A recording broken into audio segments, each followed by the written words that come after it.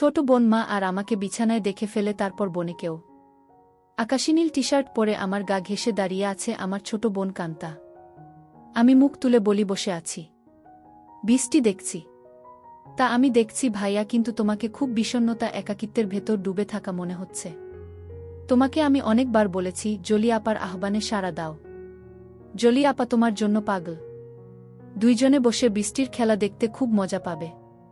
কান্তা আমার 2 বছরের ছোট, ভীষণ চট্টে হাসি খুশি মেয়ে, পাতলা গড়নের লিকলিকে শরীর, যেমন সুন্দরী তেমন লেখাপড়াতেও খুব ভালো। আমি জীবনেও কান্তার সাথে কথায় জয়ী হতে পারি না। কান্তা কথার সাথে কথা মিলিয়ে খুব সাবলীলভাবে কাবু করে দেয়।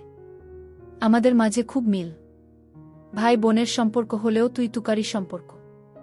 বাহিরে গেলে কেউ বুঝতেই পারে না যে আমরা ভাই বোন, সবাই মনে করে বন্ধু। কান্তা জলিকে খুব ভালোবাসে, তাই কান্তার আশা আমি জলির সাথে প্রেম করি। জলিও অনেক দিন যাবৎ আমার সাথে সম্পর্ক করতে চেষ্টা করে যাচ্ছে। আমি প্রায় 1 বছর নেশায় আসক্ত ছিলাম। কান্তার কারণেই আমি সেখান থেকে ফেরত এসেছি। কান্তা আমাকে খুব ভালোবাসে। মা আমার নারী আন্দোলন করে, যা আমার পছন্দ নয়। নিজেকে প্রচার আর প্রসার করায় আম্মা খুব ভালোবাসে, তাই নিজের টাকা খরচ করে আন্দোলন করে, কিন্তু নিজের অনেক ভুল নিজেই দেখে না। সন্তানের উপর অধিকার আছে, তবে তাদের দেখার সময় উনার নাই। আমরা ভাই বোন ছোট থেকেই কেয়ার করি না আম্মাকে। আব্বা খুব ব্যস্ত ব্যবসায়ী মানুষ। তিনি আমাদেরকে টাকা দিলেই সব দায়িত্ব শেষ, এমন ধারণা পোষণ করেন। দেশ বিদেশ ঘুরে বেড়ায়। মা বাবার মধ্যে তেমন কেমিস্ট্রি আছে বলেও মনে হয় না। আমরা দুইজন নিজেদের ভুবন সাজিয়ে রেখেছি। আড্ডা মারা, বাহিরে যাওয়া, ঘুরে বেড়ানো সব আমরা একসাথেই করি। কান্তা আমার ঘাড়ে হাত রেখে বলে, ভাইয়া জলি আপা খুব ভালো মেয়ে, তোমাকে সুখী রাখবে। হ্যাঁ বলে দাও। আমি ফোন করে দেই, দেখবে এই বজ্রপাতে কাক ভেজা শরীর নিয়ে তোমার কাছে হাজির হয়ে যাবে। কাকা ভেজা শরীর দিয়ে আমি কি করব? কি বলো ভাইয়া? মোস্ট রোমান্টিক দৃশ্য হল মেয়েদের ভেজা শরীর। তুই এত কিছু জানিস কি করে? কেন ভাইয়া, আমি কি ফিডার খাই? আমি এখনো বাচ্চা নাকি? তুই কি কারো জন্য ভিজিস নাকি? ভাইয়া, সিরিয়াল আছে না? তুমি শুরু করলে আমি চেষ্টা করতাম। তোমার জন্যই আমি কিছু করতে পারছি না। তোরে কে বাধা দিচ্ছে? যা খুশি কর। কি বলো? বিয়াদবি হয় না। দুনিয়াতে তুমি আগে আসছো, তাই তোমার আগে কিছু করতে হবে। না রে, আমার এই কমিটমেন্ট খেলা ভালো লাগে না। মা বাবার আচরণ দেখে এই খেলার প্রতি মন নেই। ভাইয়া, সেটা তাদের ব্যাপার। তাই বলে কি আমরা সেটা দেখে এখন নিজেদের কষ্ট দেব? ওদের মাঝে ভালোবাসা ছিল, আর সেটার প্রমাণ তুমি আর আমি। বাবা গরিব ছিল, তাই টাকার অভাব দূর করতেই টাকার প্রতি আগ্রহ বেশি। আম্মা আব্বার জন্য ঠিক নয়। তাই বলে কি আমরা ভুল করব? এত কিছু ভাবিস কি করে? তোর কেউ থাকলে বলো, বিয়ে দিয়ে দেই। ভাইয়া, আমি তোমার চিন্তা করি। তুমি এত হ্যান্ডসাম একজন মানুষ, আর তোমার গার্লফ্রেন্ড নাই। কি করে হয়? তোমার দিকে সব মেয়ে চেয়ে থাকে হা করে, তুমি কি জান? তাই তুই কি এই সব দেখে বেড়াস নাকি? আমি হয়তোবা দেখতে ফানি কার্টুন, তাই সবাই দেখে। না ভাইয়া, তুমি ফানি না, তুমি তাদের কাছে হানি। ওরা তোমায় দেখে দেখে গিলে খায়। যা কি বলছিস? ভাইয়া, তুমি আসিলেই খুব হ্যান্ডসাম, কিন্তু সেই ফিগারটাকে কাজে লাগাচ্ছ না। ইচ্ছা করলে অনেক মজা করতে পারো। কি করে? একটু এফোর্ট দাও, দেখবে প্রতিদিন তুমি বেড ডেটিং করতে পারবে। তুই কি করছিস নাকি এসব? আমি কোথায় পাব? কেউ আমাকে পছন্দই করে না। সব সময় তোমার সাথেই থাকি। অপরিচিত সবাই মনে করে তুমি আমার বয়ফ্রেন্ড। ভাই বোন হলেও তো আমরা ফ্রেন্ডের মতোই চলি। ফ্রেন্ডের মতো, কিন্তু বয়ফ্রেন্ড না ভাইয়া। তবে তুমি আমার ভাইয়া না হলে জোর করে হলেও তোমাকে বয়ফ্রেন্ড বানিয়ে নিতাম। যে কোনো মেয়ে তোমার জন্য পাগল হবে ভাইয়া, বলে আমার পেছন থেকে আমার গলা পেঁচিয়ে ধরে। আমি বাধা না দিয়ে বসে থাকি। আর কান্তা আমার বুকে হাত বুলিয়ে দিয়ে বলছে, জলি আপা তোমার এই সুটাম দেহের পাগল ভাইয়া। হাত বাড়িয়ে দাও, এনজয় করো। কান্তার হাত যেন থামছেই না। আমার শরীরে তৈরি হচ্ছে এক ধরনের কেমিস্ট্রি। চোখ বন্ধ হয়ে আসছে আরামে। আমি হাত ধরে ছাড়ানোর চেষ্টা করে বলি, কিরে তোর কি হয়েছে? তুই কি জলি হয়ে গেছিস নাকি? যেভাবে হাত দিচ্ছিস যেন তুই নিজেই জলি। কেন ভাইয়া, আমাকে কি জলি আপা মনে হচ্ছে? আমি তো জলি আপারও মতো না। কে বলছে তুই অনেক সুন্দরী? কে আছে তোর মতো এত সুন্দর? আমি যদি তোমার বোন না হতাম তুমি কি আমার সাথে প্রেম করতে? অবশ্যই করতাম। তোর মতো রূপবতী রাজকন্যা পাওয়া ভাগ্যের ব্যাপারও। কান্তা চট করে আমার সামনে এসে বসে আমার দুই পায়ের ফাঁকে আমার দিকে চেয়ে থেকে বলে, ধন্যবাদ ভাইয়া, তোমার কাছ থেকে কমপ্লিমেন্ট পেয়ে আমি অনেক খুশি। You deserve a kiss from me. বলেই দিয়ে দেয় আমি কিছু বোঝার আগেই। কি করছিস কান্তা? কেন ভাইয়া ভালো লাগেনি? ভাই বোনে লিপ টু লিপ দেয় নাকি? কুইক হয়। নো প্রবলেম ভাইয়া। বলে আমার মুখের খুব কাছাকাছি মুখ রেখেই কথা বলছে। সত্যি বলতে কি আমার ভালোই লেগেছে। কান্তা যেমন বুঝে গেছে সেটা তাই চট করে বলে উঠে, ইউ এনজয় ইট ভাইয়া। আমার দিকে চেয়ে বলে, সরি ভাইয়া। উঠে দাঁড়িয়ে রোমে চলে যায়। আমি সেখানে বসে থাকি অনেকক্ষণ। কাজের মেয়ে ডাকে সাড়া দিয়ে খাবার খেতে যাই। কান্তা আজ খাবে না তাই আমি একাই খেয়ে রুমে গিয়ে ঘুমিয়ে যাই। কান্তার সাথে আমার দেখা হয় না আজ 2 দিন। লজ্জায় আমিও দেখা করার ইচ্ছা করিনি, কিন্তু আজ আমাদের নানিকে দেখতে যাওয়ার কথা এবং খালাতো ভাইয়ের বিয়ের ব্যাপারে আমাদের অনুষ্ঠানের পরিকল্পনা নিয়ে সকল আত্মীয়স্বজন নিয়ে মিটিং আছে সন্ধ্যায় খালার বাসায়। কান্তার মোবাইলে টেক্সট দিয়ে আমাকে জানিয়ে রেখে বলে সে খালার বাসায় চলে যাবে যেন আমি মিস না করি, কিন্তু নানির বাসায় সে যাবে না। আমি নানির বাসা থেকে খালার বাসায় গিয়ে দেখি সবাই বসে আছে। আমাদের মিটিং শেষ করে রাত 12। একটা হোভার ডেকে বাসায় আসি। প্রায় সবাই গাড়ি নিয়েছিল, কিন্তু কান্তা কারো লিফট নিতে নারাজ। বাসায় এসে যার যার রুমে চলে যাই। আম্মা জানতে চাইল মিটিং কেমন হলো এবং আমরা কি করব। আমরা দুইজনই কালকে বলবো বলে বিদায় নেই। আম্মা শুধু বলল আগামীকাল আমরা কক্সবাজার যাব, তোরা কি যেতে চাস নাকি? আমি বললাম না। কান্তা জবাব না দিয়ে চলে যায়। আব্বা আম্মা দুপুরের ফ্লাইটে কক্সবাজার চলে গেলে আমি আর কান্তা বাসায় বসে আছি। তখন কান্তা বলে, ভাইয়া চলো আজ আমরা বাহিরে ডিনার করি। আমি রাজি হতেই কান্তা ধন্যবাদ দিয়ে কাজের মেয়েকে বলে, আমরা রাতে খাবো না আজ। তুই ইচ্ছা করলে ছুটি নিতে পারিস। কালকেও আমরা থাকব না। আমাদের আগেই কাজের মেয়ে চলে যায় তার স্বামীর বাসায়। আমরা বিকালে বাহির হই ডিনারের জন্য। কান্তা ইচ্ছা করে খুব সুন্দর একটা ড্রেস পরে। দেখতে খুব সুন্দর লাগছিল। ড্রেস দেখে কেউ বলবে না আমি তার ভাই। ভাইয়ের সাথে ডিনার করতে যাচ্ছে। কান্তার চেয়ে থাকা যেন আমার ভালো লাগছে না। কি যেন সে বলতে চায়। কি যেন লুকিয়ে আছে কান্তার ভেতরে। ভাইয়া তুই আমার প্রতি রেগে আছিস। সেটা কিন্তু একটা ফান ছিল। কেমন করে যেন একটু বেশি হয়ে গেল, তাই না? সরি ভাইয়া, বাদ দে সেই কথা। আমরা তো ভাই বোন, কিন্তু বন্ধুও বটে। আমরা ডিনার করে রাত 10টায় আমরা বাসায় চলে আসি। কান্তা ড্রেস চেঞ্জ করে নিচে টিভি দেখতে আসলে দেখে আমি বসে আছি। ভাইয়া চেঞ্জ করে মুভি দেখব। আগামীকাল কয়েকজনকে ডেকে নিয়ে পার্টি দেব। কি বলো? বেশি না, তুই যাকে ইচ্ছা বলে দিস আসতে। আমি রাজি। যেন ওসব জিনিস না আনে। আমি একটা শর্ট পরে নিচে এসে একটা হিন্দি মুভি দেখছি। কান্তাও শর্ট পরা। মা বাবা না থাকলে আমরা প্রায় সময়ই তা পড়ি। অনেকক্ষণ কান্তা কোনো কথাই বলেনি। অন্য সময় মুভি পছন্দ না হলে বা সাউন্ড বেশি কম নিয়ে ঝগড়া করে। আমি প্রথম কথা বলি, কিরে কান্তা কফি খাবি? দাঁড়াও ভাইয়া আমি বানিয়ে নিয়ে আসি। বলেই কিচেনে চলে যায় এবং কেটলিতে পানির সুইচটা দিয়ে অপেক্ষা করে। আমিও গিয়ে পাশে দাঁড়াই আর বলি, তোর মন খারাপ নাকি? কিছু তো বল। না ভাইয়া, আমার সেই ভুলের জন্য খারাপ লাগছে। কি যে বলিস, কি হয়েছে? আমি কিছু মনে করি নাই। ভালোই লেগেছে। ভালোই লেগেছে কথাটা বললাম কারণ কান্তা যেন সহজ হয় একটু। তোমার ভালো লেগেছে? তা আমি তখনই বুঝেছিলাম।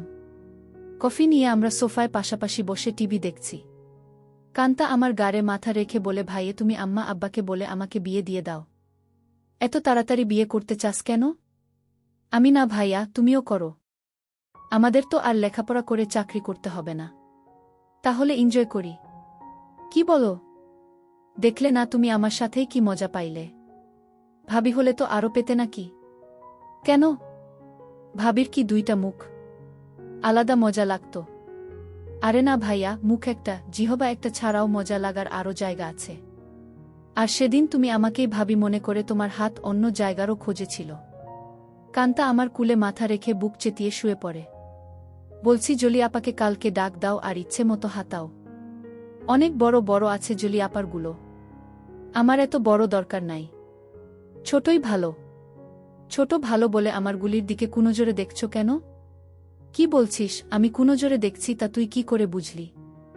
ভাইয়া আমার মাথার নিচের থেকে সংকেত দিচ্ছে। আমি টের পাচ্ছি বলেই হা হা করে হেসে উঠে বসে আর বলে, ভাইয়া আমি এখন জলি আপাকে ফোন দেই। এই ধূপসি মোটা জলি আমার লাগবে না। তোমার কি আমার মতো শুকনা কাঠ পছন্দ? তবে জলি আপা কিন্তু এক্সপার্ট। শুনেছি খুব আনন্দ দেয়।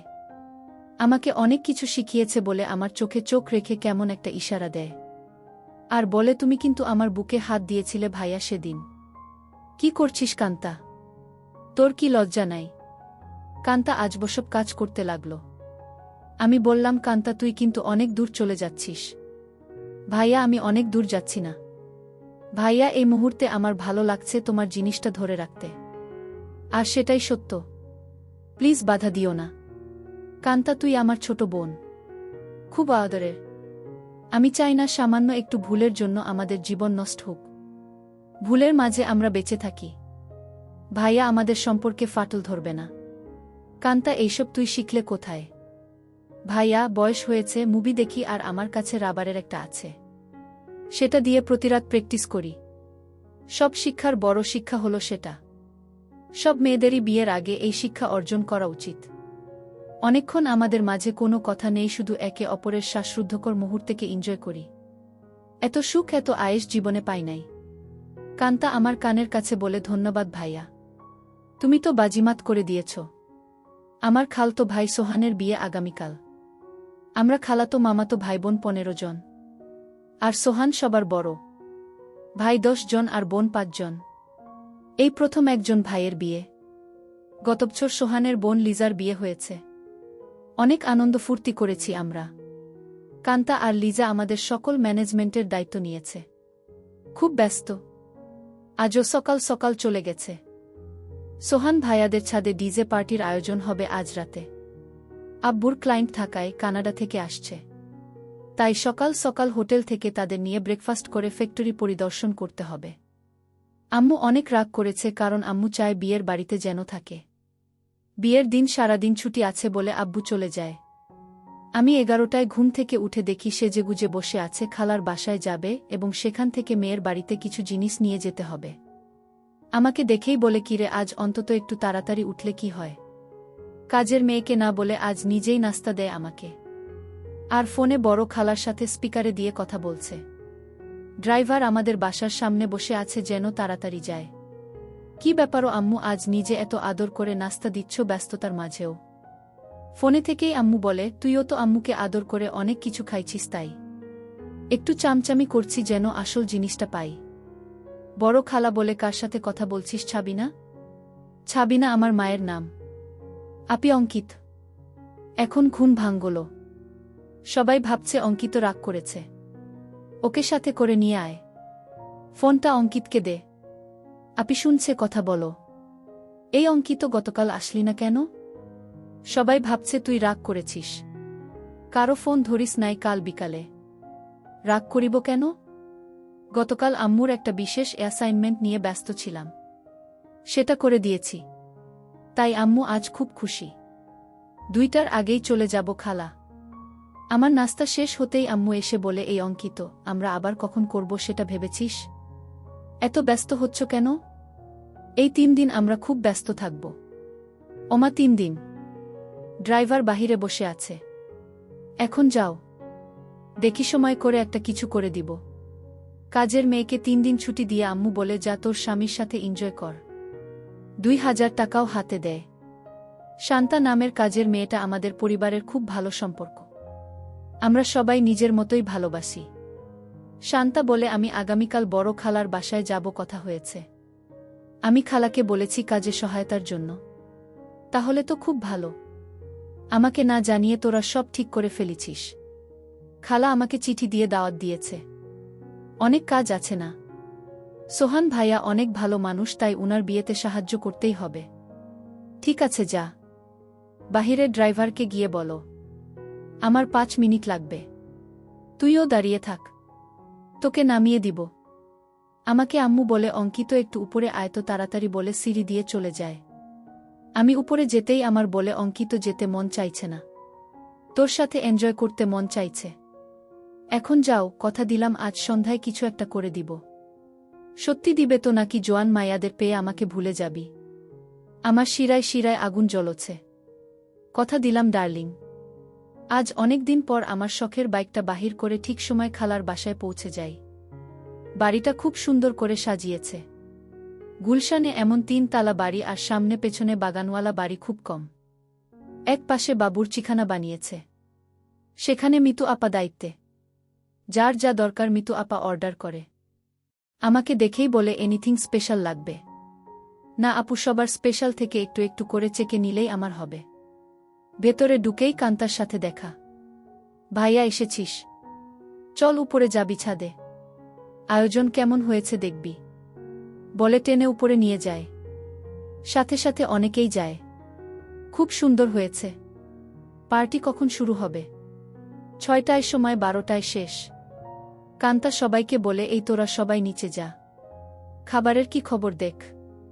আমি ভাইয়ার সাথে একটা সিক্রেট কথা বলে আসছি। নিশা রাগ করে বলে এক বাসায় থাকো, সিক্রেট কথা বাসায় বলে আসতে পারো না। যা পাকনামি করবি না। যখন আসছি ভাইয়া ঘুমাচ্ছিল। এই সিক্রেট কথাটা না বললে কাজে মন দিতে পারছি না। কান্তা আমাকে এক কোনায় নিয়ে বলে কি খবর মাই হিরু? রাতে টায়ার্ড ছিলে তাই বলে কি দরজা বন্ধ করে ঘুমিয়েছিলে? সকাল থেকে ছটপট করেছি, জানি তুই ডিস্টার্ব করবি তাই বন্ধ করে দিয়েছিলাম ভালো ঘুমের জন্য। ভাইয়া আমরা এক বোতল শরাব নিয়ে আসছি, রাতে খাবো। খাবি নাকি? দেখা যাক। কান্তা মুচকি হাসি দিয়ে চলে যায়।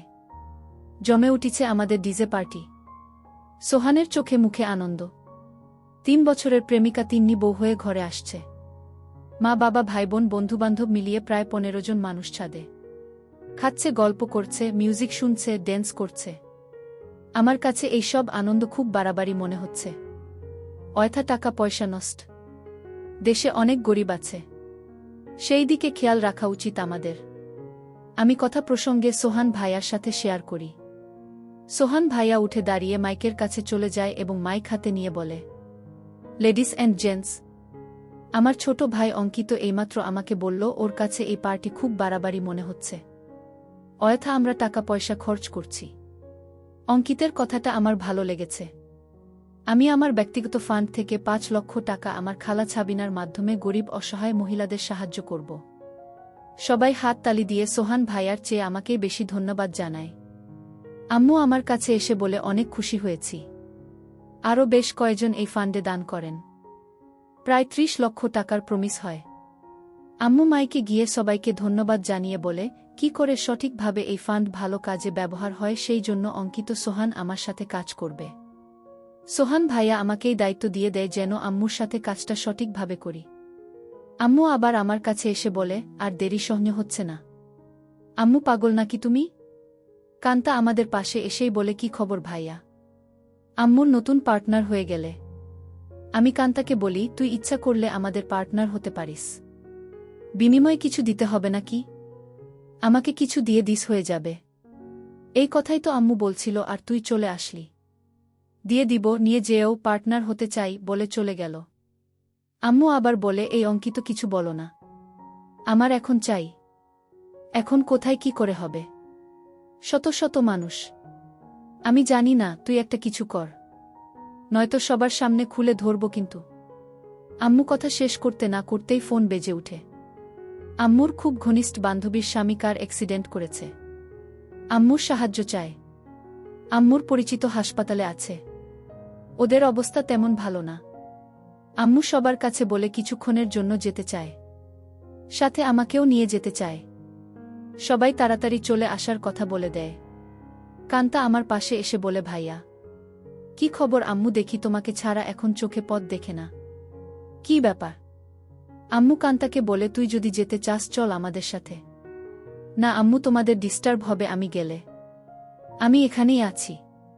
সোহান ভাইয়ার ড্রাইভার আমাদের নামিয়ে দেয় হাসপাতালে।